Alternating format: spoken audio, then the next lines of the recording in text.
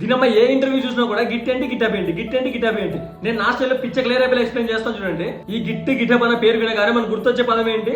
ఈ version control system అని చెప్పేసి మనం వినే ఉంటాం. ఈ వర్షన్ కంట్రోల్ సిస్టమ్ అంటే ఏంట్రా అంటే ఇది ఒక టైం మిషన్ లాంటిది అనమాట. మన ప్రాజెక్ట్ కి ఇది ఒక టైం మిషన్ లాంటిది. ఈ టైం మిషన్ ఎందుకు యూజ్ అవుతుంది? మనం పాస్ట్ లో ఏదో ఒక డేట్ కి ఏదో ఒక టైం కి వెళ్ళాలి అంటే ఈ టైం మిషన్ యూజ్ చేస్తామా జనరల్ గా. సేమ్ అలాగే పాస్ట్ లో ఒక యాక్షన్ కానీ పాస్ట్ లో ఒక టైం కానీ నువ్వు వెళ్ళాలి అంటే ఈ వర్షన్ కంట్రోల్ సిస్టమ్ యూజ్ చేస్తాం అనమాట. ఈ గిటప్ అన్నది ఈ వర్షన్ కంట్రోల్ సిస్టమ్స్ అనమాట. అంటే ఇప్పుడు నువ్వు ఫర్ ఎగ్జాంపుల్ ఒక కోడ్ రాసావు, ఆ కోడ్ మొత్తం కరెక్టే, కాన్ఫిడెంట్ గా ఉన్నావు, మొత్తం కరెక్టే, ఎర్రర్స్ ఏం లేవు ఆ కోడ్ లో. నువ్వు ఫ్యూచర్ లో ఆ కోడ్ లో ఏదైనా చేంజెస్ చేయాలి అనుకుంటావు. ఆ కోడ్ లో చేంజెస్ చేస్తూ ఏదో పొరపాటు ఏదో ఇంపార్టెంట్ కోడ్ ని కెలికేసావు, మొత్తం ఎర్రర్స్ వచ్చేస్తే ఆ కోడ్ మొత్తం పోయింది, ఆ ప్రాజెక్ట్ మొత్తం పోయింది. అప్పుడేం చేస్తావు? మొత్తం స్టార్టింగ్ నుండి రాస్తూ కూర్చుంటావా? ఎంత టైం బొక్క? ఆ కరెక్ట్ కోడ్ ఉందా స్టార్టింగ్ లో నువ్వు కరెక్ట్ రాసావు కోడ్, ఆ కోడ్ ని పట్టుకెళ్ళి గిట్లో పెడతావు. దీన్ని మనం కమిట్ అంటాం అనమాట. సో ఇప్పుడు నువ్వు కమిట్ చేస్తావు కదా, ఇప్పుడు నీ కోడ్ లో నువ్వు ఏమైనా చేంజెస్ చేసుకోవాలంటే ఇప్పుడు నువ్వు ఫ్రీ అనమాట. ఇప్పుడు దానిలో ఏ చేంజెస్ అయినా చేసుకో. ఒకవేళ ఏమైనా ఎర్రర్స్ వచ్చినా కూడా లేకపోతే ఆ ప్రాజెక్ట్ మొత్తం క్రాష్ అయిపోయినా కూడా నువ్వు ఆల్రెడీ కోడ్ని ఎక్కడ దాచుకున్నావు? గిట్లో దాచుకున్నావు. ఆ గిట్ ఎక్కడ స్టోర్ చేసుకుంటుందా అంటే నీ లోకల్ స్టోరేజ్ లో గిట్ నీ ప్రాజెక్ట్ ని స్టోర్ చేసుకుంటుంది. అంటే లోకల్ స్టోరేజ్ అంటే నీ ల్యాప్టాప్ కానీ కంప్యూటర్ కానీ ఉంటుందా, ఆ స్టోరేజ్ లో స్టోర్ చేసుకుంటుంది అనమాట. అంటే ఇప్పుడు నువ్వు నీకు ఈ సెకండ్ కోడ్ ఏమన్నా ఎర్రర్ వచ్చినా కూడా ఈ ఫస్ట్ కోడ్ నువ్వు ఆల్రెడీ సేవ్ చేసుకుని ఉంటావా, అంటే ఈ వర్షన్ కి రివర్ట్ అవుతున్నావు కదా. సో దీన్నే మనం వర్షన్ కంట్రోల్ సిస్టమ్ అంటాం.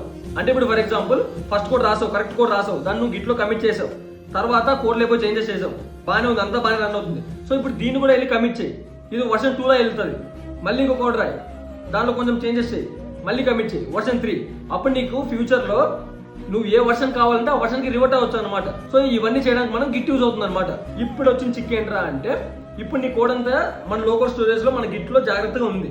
ఒకవేళ నీ ల్యాప్టాప్ క్రాష్ అయిపోతే, నీ ల్యాప్టాప్ చెడిపోతే, పాడైపోతే నీ కోడ్ అంతా పోయినట్టేనా? అప్పుడేం చేస్తావు? మళ్ళీ రాస్తావు కూర్చుంటావా? లేదు కదా.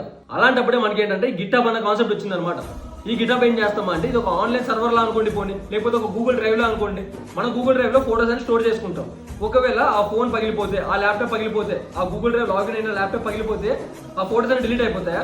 లేదు కదా. అదే మెయిల్ అదే పాస్వర్డ్ తో మనం ఇంకో మొబైల్లో కానీ ల్యాప్టాప్ లో లాగిన్ అవుతే అదే డేటా మనకి మళ్ళీ వచ్చేస్తుందా? అవే ఫోటోస్ అవే వీడియోస్ మళ్ళీ వచ్చేస్తాయా? సేమ్ అలాగే అనమాట. మన కోడ్ని మన ఈ గిట్ కోడ్ అంతా ఉంటుందా, ఈ గిట్ కోడ్ అంతా పట్టుకెళ్ళి మనం ఈ గిట్ హబ్ లో స్టోర్ చేసుకుంటే ఇది ఒక ఆన్లైన్ లో ఉంటుందా. నీ ల్యాప్టాప్ పాడైపోయినా ఏమైపోయినా కూడా నువ్వు ఈ గిట్ హబ్ నుండి క్లోన్ తెచ్చుకోవచ్చు. అంటే ఈ గిట్ హబ్ నుండి నువ్వు ప్రాజెక్ట్ అన్నది తెచ్చుకోవచ్చు, ఆ కోడ్ అన్నది తెచ్చుకోవచ్చు కదా. సేమ్ అందుకే ఈ గిటప్ అనేది యూజ్ అవుతుంది అనమాట. ఈ గిటప్ లో నువ్వు నీ కోడ్ ని స్టోర్ చేసుకోవచ్చు, హోస్ట్ చేసుకోవచ్చు, ఏమని చేసుకోవచ్చు అనమాట. అర్థమైందా? ఈ గిట్ అన్నది ఎందుకు యూజ్ అవుతుంది, ఈ గిటప్ అన్నది ఎందుకు యూజ్ అవుతుందో.